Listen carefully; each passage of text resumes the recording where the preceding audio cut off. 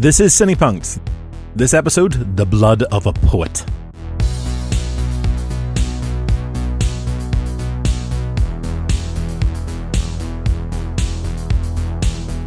In 1930, the French poet, painter, sculptor, playwright and novelist Jean Cocteau embarked on a new outlet for his creativity. Only recently freed from a long addiction to opium, Cocteau was given the princely sum of 1,000,000 francs by the Vicomte de Noailles to make a film. The result was Le Sang d'un Poète, in English, The Blood of a Poet, a peculiar depiction of a sleepwalking poet played by Enrique Riveros as he enters the mirror world. Shirking associations with surrealism that critics attempted to put on him, Cocteau's film is the first in a collection referred to as the Orphic Trilogy, completed by Orphée and Le Testament d'Orphée. It is a challenging watch for the casual filmgoer, demanding a freeing up of the traditional reading of fiction film and, in practice, carving out its own path. Partly an improvised piece by a first-time filmmaker, it is astounding in its accomplishment. Controversy surrounding the release of Louis Buñuel's L'Âge d'Or, another film funded by the Vicomte, along with allegations of anti-Christian imagery, held the release of Le Sang d'un Poète for nearly 2 years. Its eventual release would see it cemented as one of the great films of the 1930s and, in spite of Cocteau's protests, a surrealist masterpiece. Joining me again today to prove his cinematic mettle and add some clarity to the sometimes difficult musings of Jean Cocteau is Mr. Films and Faith himself, Neil Sedgwick, and I am your host, Robert J.E. Simpson. Neil, welcome back. You are a brave man indeed to tackle this one. Thanks very much. The group went very quiet when this one was offered, and I think I know why. I think I know why. But no, good to be back. Well, I mean, one of the things I do like about you is that it doesn't matter what I throw at you, you are willing to watch it. I worked this out a long time ago. You're someone that's willing to be challenged and to try new stuff. And also, I think probably the perfect person really for this, because one of the things that we're trying to do when we're talking about the stuff on CinePunked is to make stuff that is perhaps inaccessible for some people accessible, to try and get people to be slightly less scared of, for example, silent movies or foreign films. And this feels like a foreign silent movie, so double the fun for you. Yeah, it was. I mean, am I aware of the work of Jean Cocteau? Familiar with the name. You know, sometimes you get into these film conversations and people go, and you know, of course, that imparts back to Cocteau, and you find yourself kind of going, but not really fully aware. I have bluffed. You have lied to people, you mean? About your film knowledge? I have bluffed. So you were too strong a word. You were aware of the name, but you weren't really aware of the films. Yeah, I think it's one of those things that it's a name that gets bandied about, particularly when you're talking about surrealism and things that are outside the norm. And certainly having sat and watched this, I would very much understand why surrealism and maybe extreme cinema is too strong. There's a couple of moments in it that I found quite kind of extreme, where the artist puts his hand over the mouth of a statue and it seems to extract life from him or suck blood from him in order to become alive, and things like that are on the verge of extreme and on the verge of body horror in some ways, without being very graphic, it has to be said. But I think there are hints of that in there. Yeah, I guess. So, first of all, I mean, for anyone who's maybe not ever seen a Jean Cocteau film, I mean, he was a polymath. He was involved in pretty much every art form going, and very happily adapted to as many of them as possible. I mean, he saw himself as a poet, as a creator, and that was his primary concern. And he used everything else as a form of expression. And in the film itself, you'll see lots of examples of his work. He doesn't appear in this one, although he directs it, but his artwork appears, and there are ciphers, there are representations of him within the film itself. In terms of other cinema, probably the two most obvious examples I can think of Jean Cocteau influencing things are Beauty and the Beast. The Disney version itself borrows reasonably heavily I think, from Jean Cocteau's version, which if you've not seen, I do recommend. It's a rather beautiful and haunting film. And the other popular culture reference is Dan Brown's The Da Vinci Code. Mentions Jean Cocteau as one of the secret people of the society that is being investigated. Okay. You know me, I do love a bit of Tom Hanks, but even the Da Vinci Code and Angels and Demons is a bit much. I did love the Da Vinci Code. Well, I love the book, not so much the film, but so I'm aware that there is a kind of sort of slight perception about him. I mean, I'll hold my hands up right at the start and say he's one of my favorite artists. I absolutely adore his work. I adore his visual style. There's a mural that he painted in London that I visit every time I am in London, just because it's so, I don't know, it's just so beautiful, and it's the closest I can get, I guess, to connecting with his stuff. On a scale, I mean, I can watch the films, but it's a slightly different thing. I've got plenty of books and stuff, but it's not the same.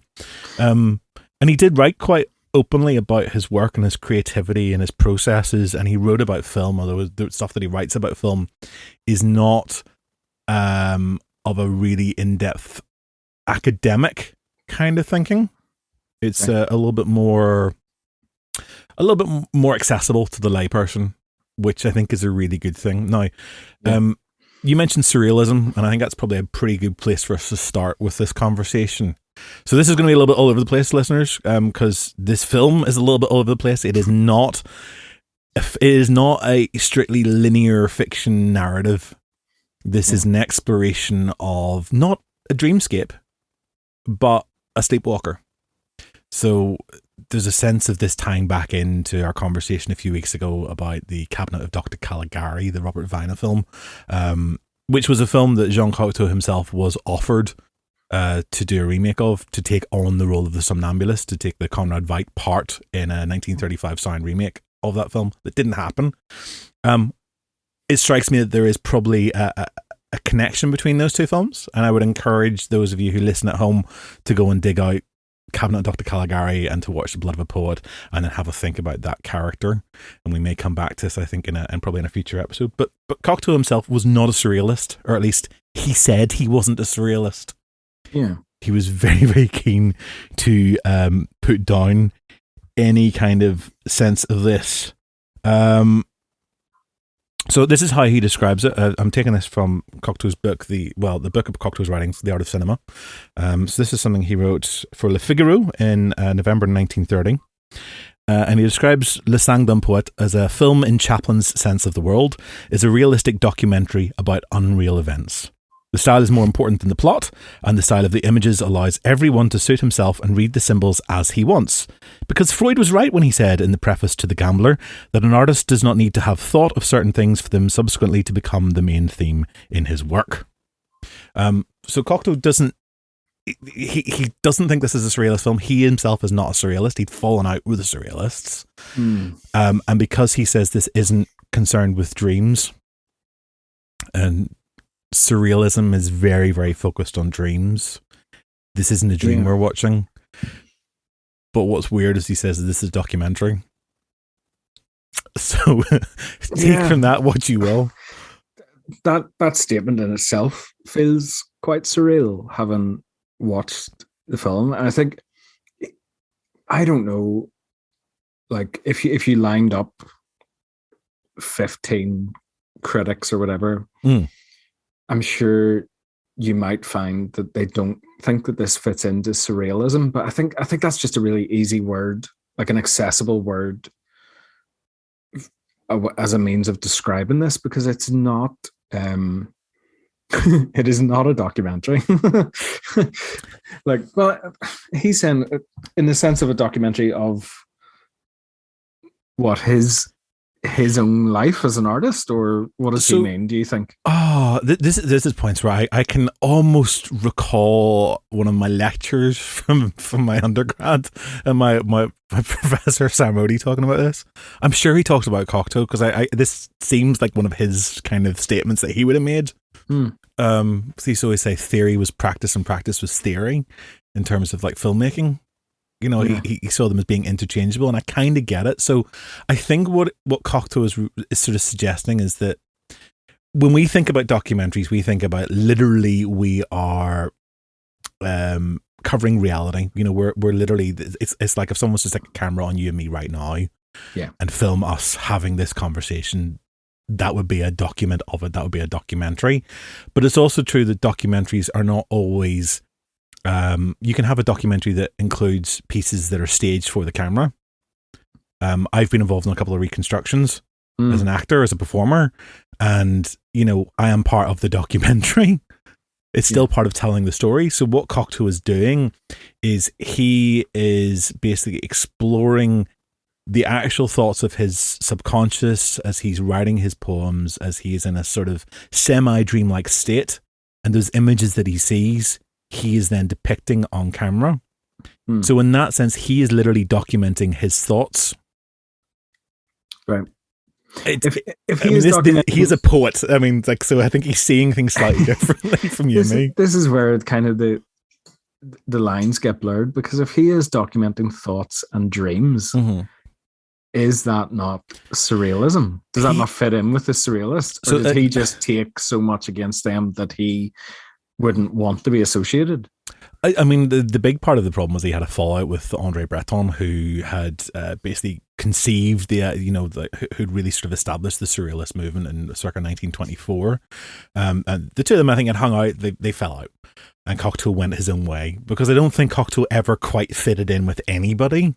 You know, his work was always bolder in some respects. He was always pushing somewhere else, and I think he was like the Harpo Marx. The Groucho Marx doesn't want to be part of a club that wants him to be part of the club, which is fine. I mean, he had his own way of doing things. I think he talks about it not being a dream. He talks about it being sort of a more in that state between dream and awake. So it's like a semi-conscious sort of state that he would get into when he's writing his stuff. So he talks about when he's writing his, he differentiates between something that is poetry and poetic. Okay. And he says that poetry is basically a completely unconscious stream of stuff. It's not thought, it's not planned. It is just, it's very instinctive, it's very impulsive. He says poetic is shaped. Poetic is something, so when you describe something as poetic, it's something that has actually been shaped and controlled to feel in a certain way. Whereas stanzas, verse, couplets, that type of thing. Yeah. Whereas poetry itself is just very pure, it's very natural, and it's not shoehorned in to fit something. I mean, like Shakespeare's poetry, I guess, would be poetic rather than poetry for him. Yeah. I'm guessing. Yeah. It's flow, isn't it? It's being in a state of flow. Like, I know myself when I sit and try to write sometimes for blogs and what have you, like some of them come easier than others, and some of them come from a place of you just go and it just all flows, whereas others take more work, more craft, more shaping into, and not to call myself a poet, but I get kind of what you're saying. Like, some of it feels like, okay, I'm going to shift this to here because that flows better, and some of them are just written as I go. I mean, we could take it in terms of our conversations. The way that the bulk of our CinePunked podcasts work and the way that our live events work is they're not shoehorned and shaped to fit a certain set. I mean, I've been to events and I've listened to interviews and I've done podcasts with other people where it's literally everything is bullet pointed down. They have very particular conversations that they want to hit and points that they want to hit. And whilst we have a certain amount of pre-recording conversation about, like, okay, so are the things that we really want to make sure we include today or we steer towards? Actually, once we sit down to record, I don't know what way it's going to go for the length of the conversation. Yeah. And you know this yourself, is that there's a lot of uncertainty with it. And so if somebody comes up with something or has an idea or says something that's interesting or sparks a conversation, we will follow that regardless of whatever it is that we had set out to do. Yeah. So that's the poetic in terms of what we're doing. I can't believe I'm just comparing ourselves and our structure to Jean Cocteau. That in itself was not intentional. But it strikes me that that's kind of the difference. Yeah. Whereas if we had a series of beats, like if I said like every 3-5 minutes we went onto a new topic and these were the things, that would be me kind of structuring it. And even if it was nicely and beautifully crafted and there was a really lovely stream of conscious going through it, Mm-hmm. that would still be structured, so that would be poetic rather than poetry. Yeah. Folks at home are going, this is not poetry, this is shite. I know, but I think it's good to try and like parse that out so that, because that gives an understanding for people like myself who until now haven't sat down with one of these films to go, what does he mean when he's talking about the difference between poetry and poetic, and how is this a documentary when it looks like, I know you said in the intro, like he was over his opium. Yeah. Doesn't look like it in parts of this, I'll be honest. Well, I think like there's still some of it kicking around the warehouse, do you know what I mean? I think part of the thing as well with it is that the film itself, like I was reading through, I don't know how many descriptions of this I've read, and everything is very focused on trying to find a structure in it. They're all like, there are 4 episodes. This thing happens, this thing happens, this thing happens, this thing happens. It's like they're all trying to find some sort of narrative framework within it. Yeah. And that is not the way to approach this film. No. No, they are chaptered off. They're chaptered off, but I think they're not necessarily linked chapters to my mind. No, it's not a consequential narrative. This is you. I mean, I think you could probably jumble those sections up, and the film would make as much sense. Let's be honest. Yeah. And in that sense, it's a non-causal narrative. It is part of that as well as the way that it was shot. Because it was shot with a lot of the stuff improvised, it was literally, he would have an idea for a scenario and they would start playing it out. Not everything was completely scripted. Now, there's very little dialogue in this film. Very, very little dialogue. And the dialogue that we do hear, the words that we do hear are largely the words of Jean Cocteau telling us stuff. It's him reading his poetry. It's him giving us his insights. Yeah. So when you consider that they're literally just finding a scenario, they're literally putting a set together and then playing out on the set. Again, that's a documentary. Yeah. You're not constructing a narrative. You are literally just filming what happens. Because sometimes the bits of his speech that do appear, I was trying to pair those to what was happening. So they would appear like caption cards almost. Yeah. And at points in the film, and I was trying to remember what had been said to try and make some narrative sense of what was happening. And I don't think that necessarily was the intent at all. I think it was, here's a lovely bit of poetry. And now here's this statue is now going to suck my hand and come to life. Like that's literally what happens in part of this film, ladies and gentlemen. This happens.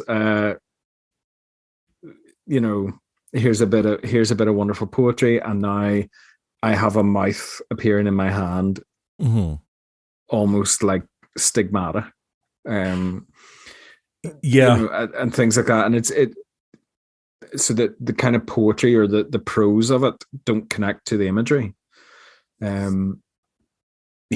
He's testing us constantly. He is the protagonist within the film. The guy that walks through, the poet, is representing Cocteau. At this point, Cocteau, he says himself, he was a good looking man at that point, but he didn't have the confidence to appear on screen. So he entrusted the role to somebody else. Now, Cocteau is very definitely there. You see, there's a 3-dimensional sculpture of his head that appears at various points. In fact, there's a wireframe model, and then there's also literally a plaster bust. And there in Cocteau's image, Cocteau's head is undeniably here. He is very definitely a presence. We see his signature on stuff. So the poet has a scar on the back of his shoulder, which actually was caused because the actor playing him had been shot by his lover's disgruntled partner. Okay. And so Cocteau puts his sort of pentagram star on it. Right. Okay. So I didn't make that connection at all. I saw that tattoo and I thought of it was almost like a Star of David to me, like a Jewish symbol as well, that I kind of went to in my head when I saw that. Well, if you think about the sort of the allegations that this includes anti-Christian imagery, And Cocteau himself talks a lot about occult imagery, and I mean, I've mentioned Dan Brown. Part of the reason Dan Brown picks Jean Cocteau is because Jean Cocteau's interest in mysticism and the occult. Yeah, those sorts of images do appear in his artwork quite a lot. So there is something supernatural, I guess, about what's happening. For me. There is something other. And I think others is something that does come through in the work, and we can. I don't know how to break this down. I don't know if we actually literally need to go through those 4 segments. Well, so if that's the easiest way for people to understand or to be accessible, or if you just want to pick out bits and pieces that we want to talk about. In terms of what happens initially, the artist we are showing on screen is drawing like a portrait of a woman. I think, or possibly, it's kind of unclear. It may even be an outline now that I'm thinking about it of himself. He's unhappy with the mouth of it, rubs that out with his hand, goes to wash his hands, and then what I initially thought was like a stigmata wound, or like kind of a hole in the hand was appearing, but it turns out to be a mouth. That mouth then asks for air, and he goes and breaks his window and holds his hand out of the window. He then also kisses this mouth, or gives it the kiss of life as well. And then he has a statue, an armless statue in his room, seemingly out of nowhere. He puts the mouth over the statue, and you begin to see like the veins protrude, in a kind of putting the life force into the statue from the artist into the statue. And I was like, oh, is this like vampirism, or is this, the Christian thing of drink my blood and I will, you will have life, a bit of that type of stuff.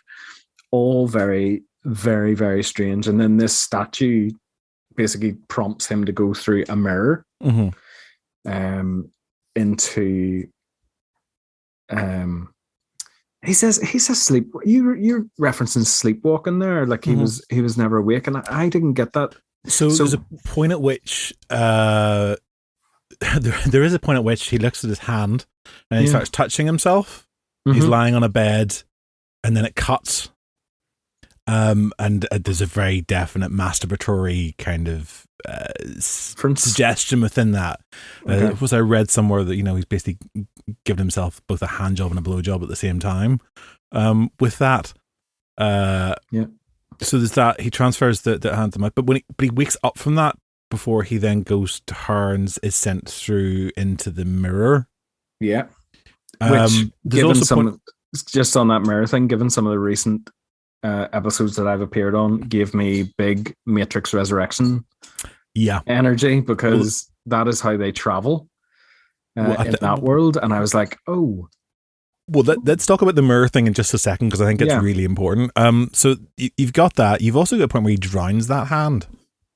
So he's drowning the hand before he gives it the kiss of life. So there's a sort of kind of a death. One of multiple deaths within the film. I mean, one of multiple failed deaths within the film.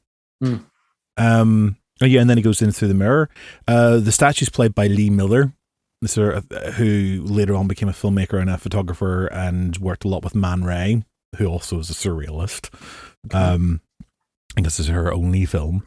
So there's definitely a lot of interesting stuff going on there. I think the stigmata stuff is I saw the same stuff. It does look like a wound. Yeah, initially, and there is a lot of, I think, Cocteau's Catholicism comes through in some of the imagery that is used as well. So trying to interpret it in some ways is sort of pointless, but there is a sense of bringing the inanimate to life. There is something strange. It's like any object at all is brought to life by the poet, I guess, is one way of looking at it. Yeah, but anything in and around you can be filled with life if you choose to see it that way. Yeah. So to get into the I suppose the more mystical side of things from from my perspective, in the kind of traditional Christianity thing, it's like God is set apart and all that type of stuff. But my reality now is much more God in everything, and being able to see those things. So it's kind of like that,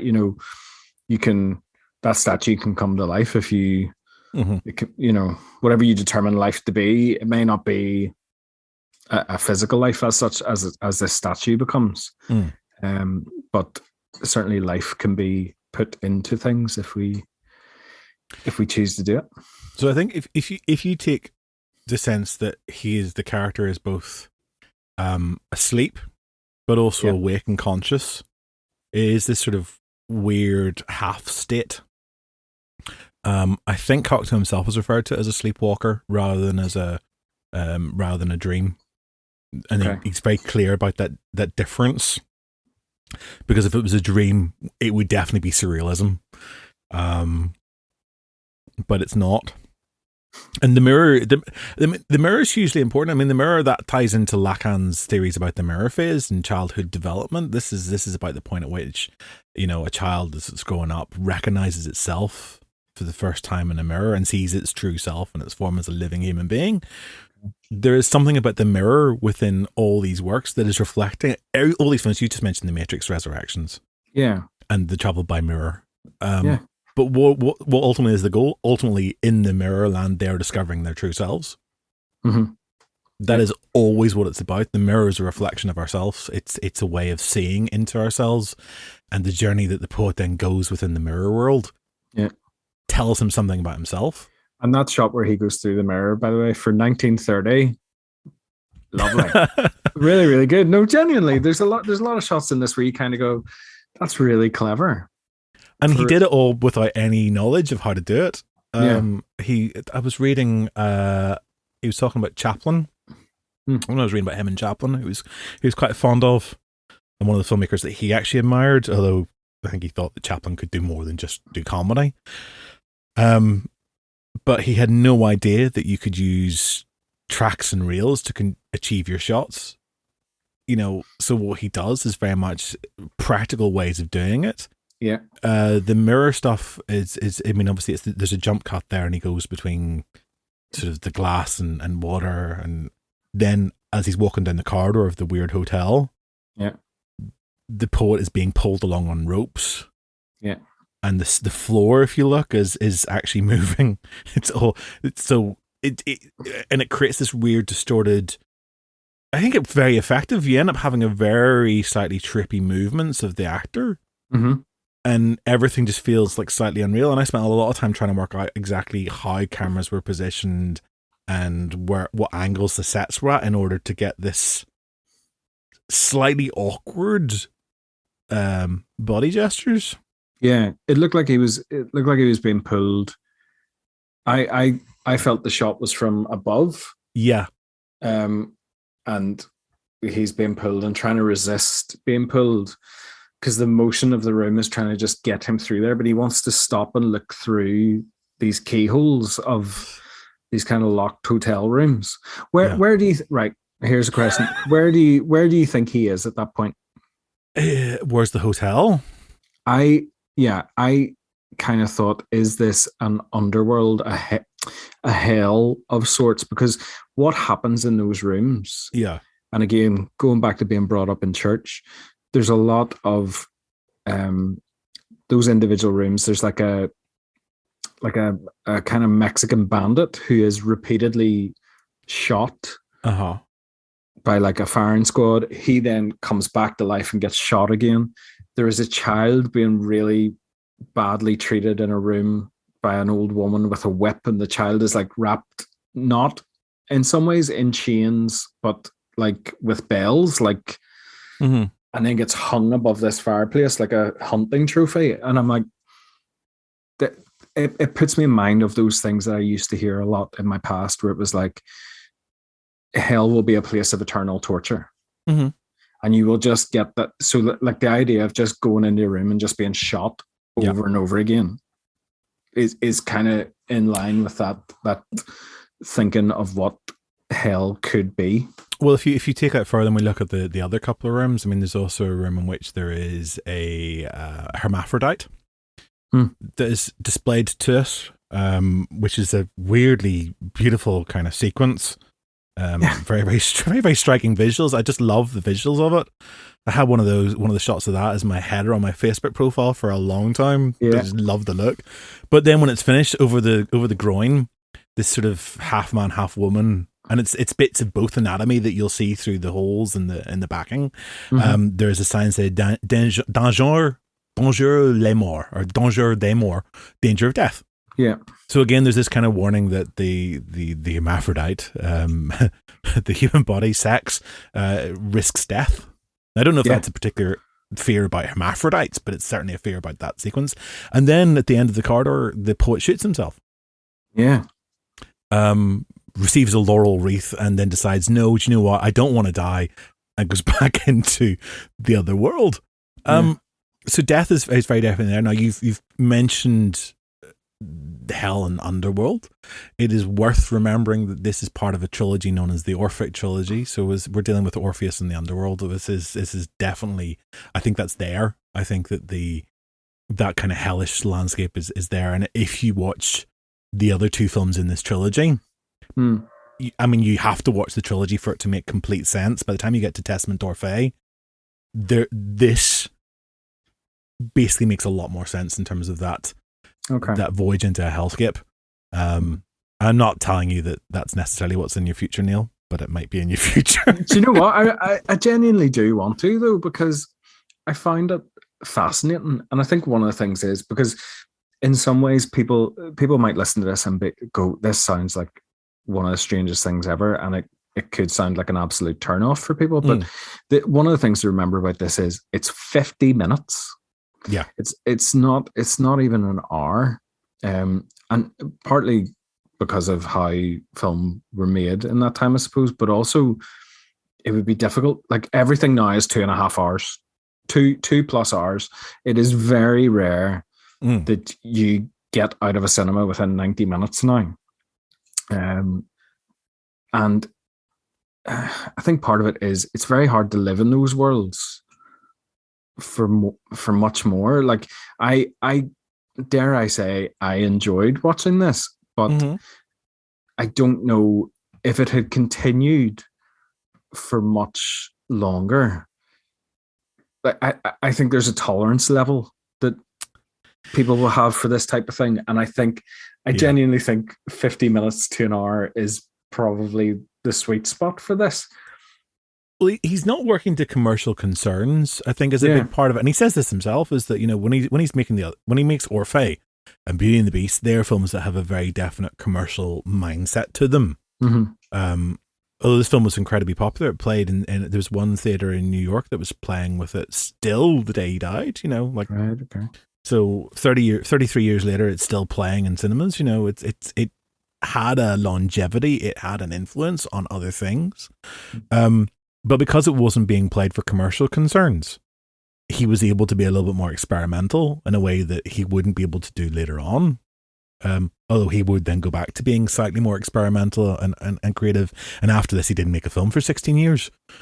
You know, it kind of, I don't know if it put him off, but he had tried something, and I guess there wasn't the same desire to make more.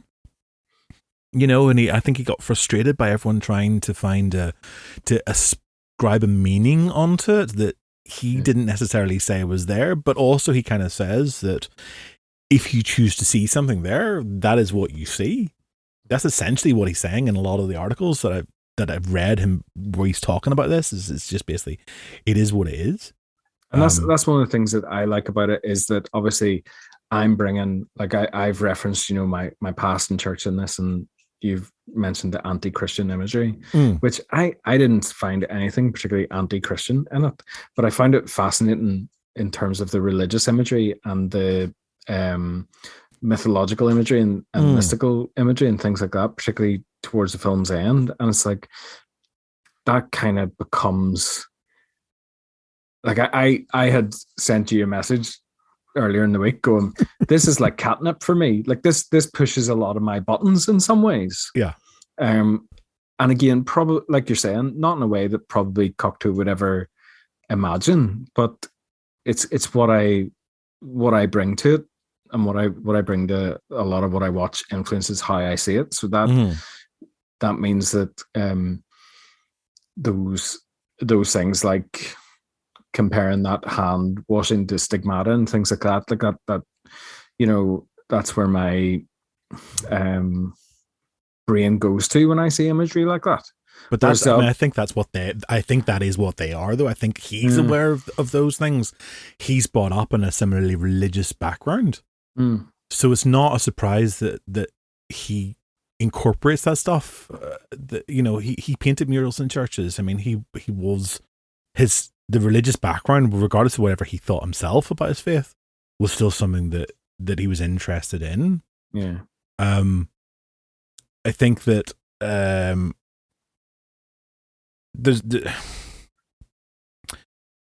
there is a lot to be got out of his stuff. I think that the film itself is it's hard to easily pin down. I think that perhaps the anti-Christian suggestions that were made might be tying in with things like the hermaphrodite, the fact that they used the female impersonator Barbette is one of the onlookers in the suicide. The suicide itself is often regarded as a very anti-Christian thing. And if you played this film in certain environments today, I mean, particularly in light of the, we're at a point in history where there is an awful lot of conversations going on social media about trans issues, for example, and incorporating a hermaphrodite and a female impersonator within the context of this film sort of makes it feel incredibly now as well, but I think would also stir up the rage of certain groups of people, because they'd be livid that this was there, that these people were allowed to be seen and perform, and then how they are read into it. So I wonder if that's where it is, particularly if it's a religious conservative group. Yeah. That might be where they sit. See, I'm so far at a church now where I'm just like, I'm looking for upside down crosses and things like that, and those type of more, I suppose, satanic imagery rather than that type of imagery. Which you got a hermaphrodite surrounded by pentagrams. I mean, it's kind of. I missed the pentagrams. You missed how did you miss the pentagrams? They are a Jean Cocteau symbol. They're everywhere in it. Yeah. But then the pentagram itself has a complicated history in terms of how it should be seen as well. But I mean, I remember from my own churchy upbringing that the pentagram was the sign of the devil, and that was the only way to see it. Whereas also it's been used as a symbol of protection. It's a symbol of the stars. I mean, it's very, very base stuff. The astrological symbolism in the film is also there. I mean, he's obsessed with astrology. Yeah, you'll frequently see those characters. So I mean, we were talking briefly just beforehand about the bull in the film. I mean, which again sort of strikes me as being slightly astrological. Taurus, the bull. Yeah, I think that might be what I was trying to rack my brain about. That is that I was looking more into like Greek mythology and kind of even Roman mythology around that kind of, because that bull appears with markings that look like the outline of the world in some ways. So the world is on the back of this bull, and there appears to be like a death figure with it, and carrying a harp or a lyre or something to that effect. I'm like, oh, maybe that is all astrological. Now you say that, like those things are all in the stars. Maybe that's. I suspect that's where that is. There's probably multiple readings that you could apply to any of the stuff, though. I don't think it's all. I mean, the fact that people have drawn out very specific connotations and readings of certain elements of the film, but I think that it probably has multiple layering, and again, part of it is what you bring to it as an outsider. If your background is religious, you pick up on the religious imagery much more than maybe somebody else who picks up on all the secular stuff. If you're someone who lives in an LGBTQ plus environment, then maybe you pick up on those elements. Cocteau himself was predominantly a homosexual. There's some heterosexual dalliances as well, but he is an outsider. He is somebody who, within a few years, it's World War II. Not to once again go down to Galwin's Law and quote the Nazis, but during that period, he stays in France, rather controversially. At a point where the Nazis are targeting homosexuals, he stays in France and continues to work and create, and actually offers to work for the resistance, and the resistance won't have him because, well, I think because he's Cocteau. So in itself, I mean, he always feels slightly other. He's going against the grain. He's quite countercultural. I think we've talked about countercultural things on the show recently quite a bit. And he strikes me as being the epitome of someone who's countercultural at all times. It's countercultural. That idea of being countercultural, I think we talked about it in terms of Free Guy, when he goes, I'm going to be a good guy, which was countercultural to the purpose of that game. Mm-hmm. I can see Cocteau as a very countercultural person in the societal sense of like provoking the religious elements within society, provoking the societal structures with around homosexuality and things like that, to kind of go, what do you think of this? Why do you think like this? Why do you think this matters? Like, I genuinely find it a fascinating watch, and something that, like, I am going to do those other two. And it's one of those things that part of it, it's really important because of the influence that somebody like that has. And I think sometimes when we talk about film history, you know, people think it's a very academic and very sniffy world, and it really doesn't have to be. Like, I have no formal, just to pull the curtain back on CinePunked a little bit, I have no formal film qualification, no degree in film studies, anything like that at all. My work is born purely out of a love of the art of what cinema does. So I sit and I spend 50 minutes with this, and I found myself scribbling a whole lot of stuff down because I just find it very, very fascinating. And I think it's important from a historical point of view because I did struggle with the content of it. So again, pull the curtain back a little bit. I consulted my Bible. Now, when I say Bible, what is your Bible? My Bible in this context is Mark Cousins' Story of Film, the book. And shout out to Mark Cousins, the lovely gent. And so I went looking for the Cocteau references because I thought Mark's going to have Cocteau. And lo and behold, there was a lot of different things, just in terms of basic, like a marker kind of in the timeline of the history of film. Mm-hmm. But also then, as you flick through the different references, how impactful that this work was way on down the line, like in the modern era. Like he referenced, he talked about the surrealism of it and talked about David Lynch. He talked about Jonathan Glazer, Under the Skin and things like that. He also talked about the soundscape, because at one point in this film, I can't remember the exact moment, but there was a moment where I thought something was wrong with the sound on it too.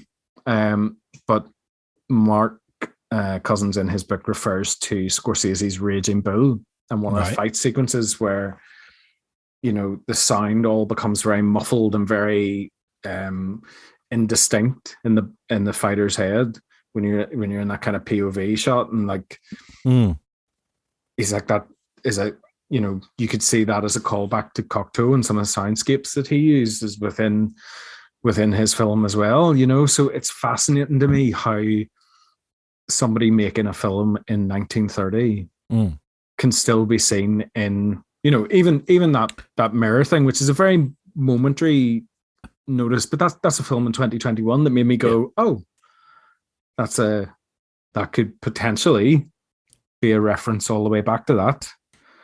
I think it probably is. I mean, like we keep on talking about Alice in Wonderland and Through the Looking Glass during this little run of episodes.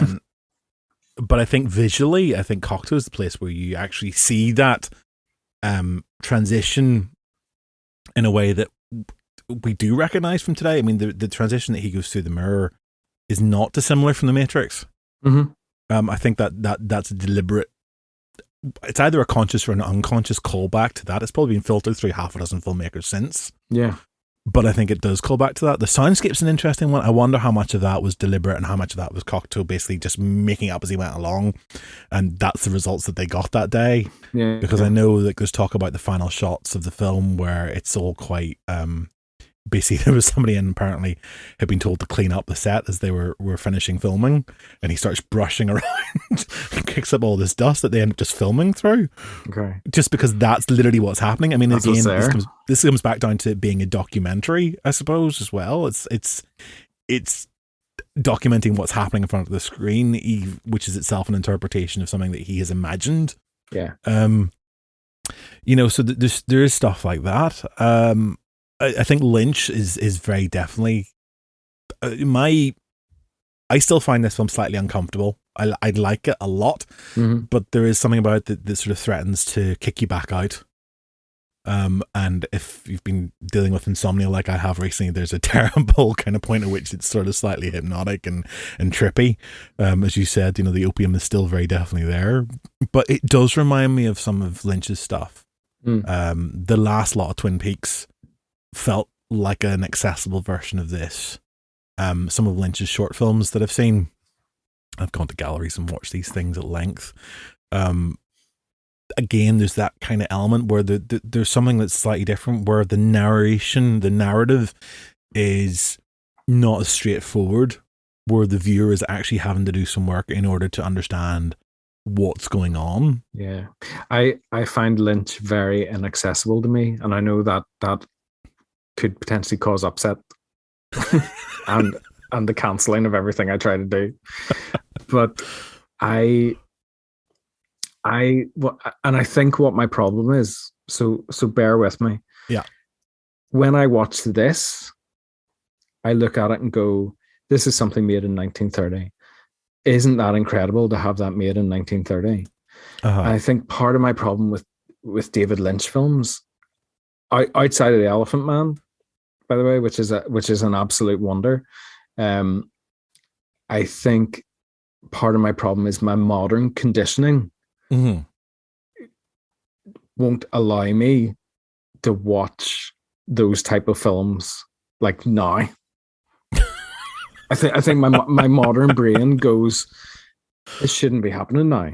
This is not how films are made now. Like in this chunk of time we are in, why have you chosen to do this? Now, sitting in 1930, there's probably a French version of me sitting in a cinema in Paris going, why has he chosen to do this? Why? This is not how films are made.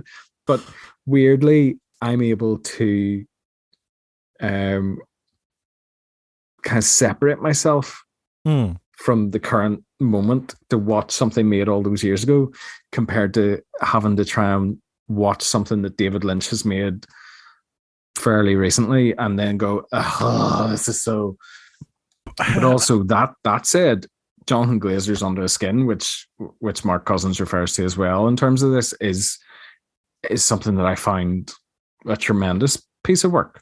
So maybe it's just a David Lynch block I have. Maybe we need to do some David Lynch work. I mean, it's a surprise we haven't done any so far. I think perhaps one of the things about Lynch and the stuff of Lynch that I actually do kind of like is not the stuff necessarily I can't stand Blue Velvet. Leaves me feeling very, very ick. Yeah. But some of his other stuff I really like, and I think what Cocteau points out is perfectly valid, is that at the stage where Cocteau's making his films, there was a terrible tendency for cinema to move towards the theatric.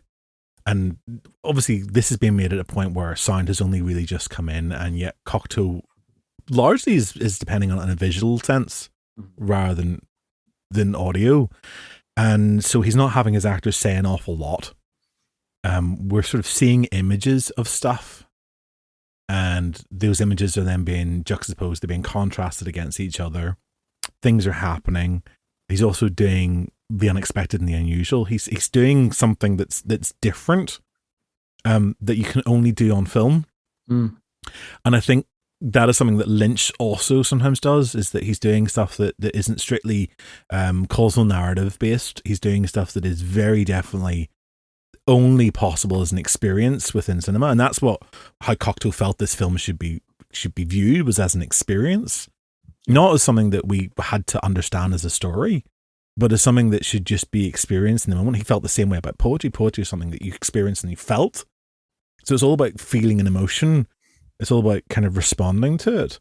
No, I mean, it would be silly, but I think because we've talked a lot about some of the other stuff, there's two other sequences within the film I think we probably should mention. Someone will write to us and tell us we didn't talk about that. So there's the game of cards. Yeah, it's played, which leads to another suicide. There's a card shark, and that follows on from a snowball fight. Yes, which is itself a reference to another Cocteau product. And also a reference to Cocteau's own childhood, is what most critics seem to think. And that snowball fight ends with a death. Yeah. Yeah. So young boys having a snowball fight, one of them dies and then is under the table of the game of cards is played This out. game of cards is played on. Which is being played out to an audience sitting in balconies like a theatre. Like high society members. So they're watching a card game being played out over the body of a young boy. Yeah. I mean, it's a very discomforting kind of collage of moments. I looked at that as a bit of a class commentary.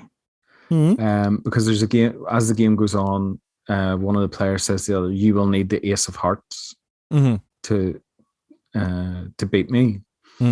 He then reaches down into this young boy on the table and removes the ace of hearts from over his chest where his heart would be. And I wondered, is it a class thing to say that the kind of upper classes can just do that? They can just take the heart out of the working class as and when they please to use as they will. It's an interesting one. So in the sequence originally, in the balconies was actually the Vicomte and his wife. Okay. The funders of the film were some of the people watching it. They had done that scene. They hadn't seen the whole thing play out. They had just done their bits in the balcony.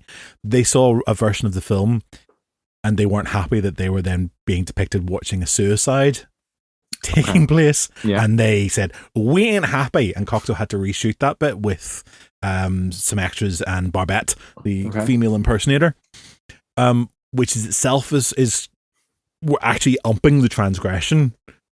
I mean, okay, so you've removed the high class people from this possibly social commentary, but now you've gone and introduced some other sense of otherness in it. And then the whole sequence sort of ends with not just with the suicide, but there's also a black angel comes down and takes the boy away.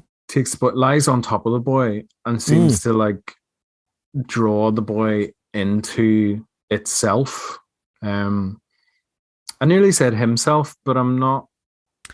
Itself? I don't know. I would say itself. I think it's fairly, or at least appears to be quite androgynous in that regard. It's well oiled anyway. It is. It's good looking angel that there now. But kind of takes the boy and takes the card off him. Takes the card off the player. And that's what leads to the suicide. Because he no longer has the winning card. Yeah. So he takes the heart back, gives it back to the boy on the table, and then kind of absorbs him into himself. And I was like, is this some kind of like, the societal stuff doesn't matter because the heart belongs to God. So you just go back into that. And again, this is me probably taking my own background and my own thing, but that kind of thing was what I saw. The artist dies, the game ends, the woman returns to her form as a statue, and then you get that bit that we referenced before about the bull, and then all this discarded stuff on the floor. The statue is lying there and says, there is a line, the boredom of immortality. This is the boredom of immortality, or something along those lines. And I love that line. I absolutely love that line, because and again, my own background and everything like that, the idea of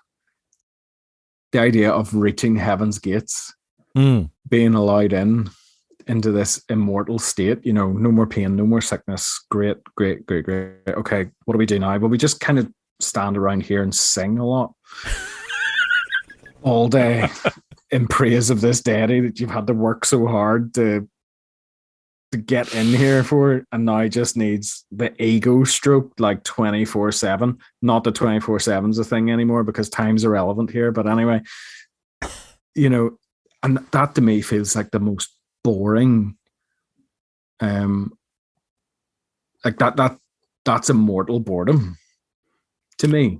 I can see when you describe it like that, I can see now why people thought it was anti-Christian.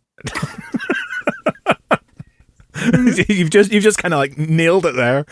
Yeah, do you know what I mean? Like it's the boredom of it, the boredom of that. Like, do you know? Again, I suppose that again is tapping into those Greek and Roman myths, where humans were basically the gods' playthings. Yeah, where they got so fed up, with fighting each other and boning each other, that they kind of started playing with humans, and we were disposable.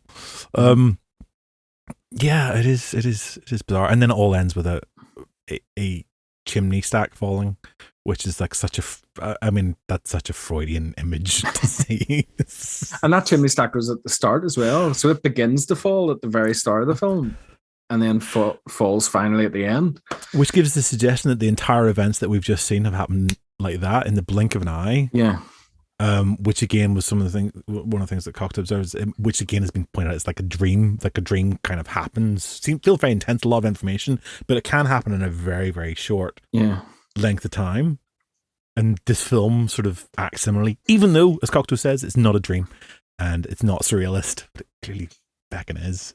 It is, isn't it? Like, it's not a dream, but it kind of is. Hey, Jean, I don't want to be the one to break it, but this kind of is, and it kind of is surreal. Somebody said it was like, if you've been awake for 3 days and you start hallucinating is what it's like. And I think, again, bearing in mind the thing that you've picked up on, that his previous opium addiction, that sort of makes slightly more sense of it. He is probably someone who has spent 3 days awake and has seen stuff. I've seen stuff like you wouldn't believe. And this is a factual representation of the sort of things that he sees in those experiences. Yeah. It's a different way of seeing the world, and then because of the way that he doesn't know the rules for making a film, so he makes a film that actually is quite unlike the other films. Yeah. The message of this film is don't do drugs, kids. I don't know. I got the impression you should do a lot more. Drugs are bad, okay? This hasn't put you off watching Orpheus? No, not at all. In fact, excellent. It just makes me go, who is this guy? Where can I find out more? Where can I can't remember the last time I found a filmmaker as fascinating a subject, just in terms of, the actual creator of the film rather than the film itself. I'm like, I need to know more about this guy. This is definitely somebody whose traits and quirks need more exploration for me, and even just from a point of view of that historical knowledge and the kind of imprint of his work on other works, I suppose, if it would be the thing to be able to acknowledge more and see. Well, there's no prizes for guessing what's in your near future, Neil. More Cocteau. I think so. I mean, look, we often, occasionally we come back to a director or an actor and we sort of refer to them repeatedly. I think there's a chance here for us to look at a very clearly defined 3-volume work and to explore this narrative over the 3 volumes. And rather than doing like we did with The Matrix, where we're taking a whole bunch of stuff into one thing. I think there's enough here for us to take them as individuals. So in the very near future, possibly the next time we meet, it'll be Orpheus, and then I think we'll probably do Testament of Orpheus as well. That's good. And I think that'll help make a lot of sense of stuff. So. Yeah, I'm very, very up for it. As you can tell, like you can see the way excitement on my face. I am genuinely quite up for this. But that's not the reaction I get from some people. I know, but like, and I think that is one of the things coming to this as a complete novice and having never encountered the work before. I think one of the things to say to people is to just like don't be afraid to dip your toe in the water of this stuff. And if it absolutely is not for you when you experience it, then that is equally fine. But if you can come to it and find something in it that resonates with you, then like it's one of those things where it's a very enriching experience to have that. So yeah, Cocteau. I'm going to do a lot of Cocteau work over the next while, definitely. Excellent. Thank you very much, Neil. No worries. Thank you so much for having me on. Pleasure, as always. So folks at home, hope you've enjoyed this. Whether you have or you haven't, do let us know what you think. If you appreciate Cocteau, let us know. If you can't stand Cocteau, let us know. You'll find us on Twitter, Facebook, Instagram, and all sorts of other places. We are CinePunked, and you'll also get us at cinepunked.com.